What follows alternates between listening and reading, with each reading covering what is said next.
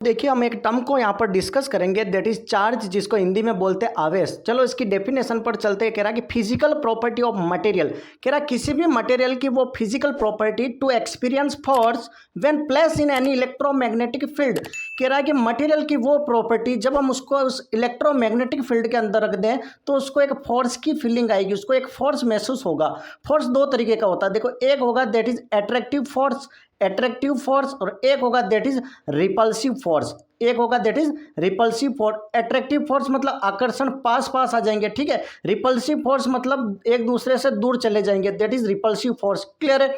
ये देखो ये पास में आ गए और ये देखो दूरियां इनके बीच में बढ़ गई, that is repulsive force. Clear है? अब चार्ज के बारे में हमने पढ़ लिया, तो चार्ज दो तरीके का होगा, एक होगा दैट इज पॉजिटिव चार्ज और एक सेकंड होगा that is negative charge. Any doubt? और पॉजिटिव चार्ज होता है जिसमें इलेक्ट्रॉन्स लेस क्वांटिटी में होंगे। When number of electron is in less quantity then it is positive charge. और कह रहा है कि जब number of electrons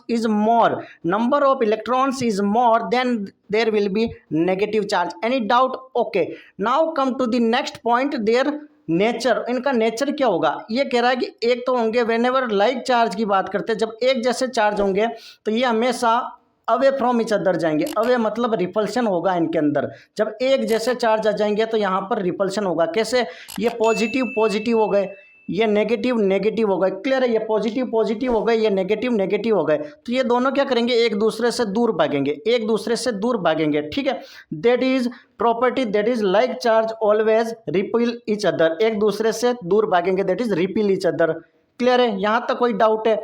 now second कह रहा है कि दैट इज अनलाइक चार्ज की बात करते हैं। अब हम यहां पर बात करते हैं that is about the unlike charge.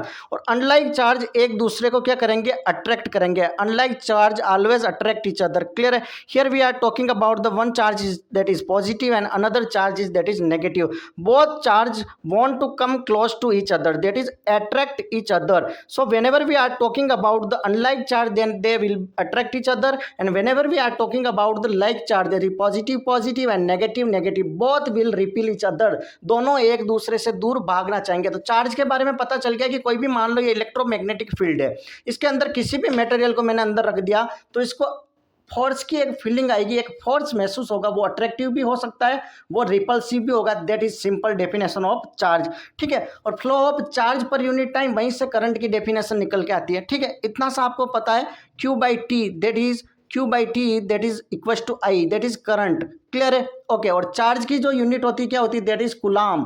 कुलाम charge की होती है, दैट इज कुलाम, ठीक है। इसको C से रिप्रेजेंट करते हैं, हिंदी में लिखते हैं दैट इज कुलाम। क्लियर है? Thank you so much. Channel पर नए हो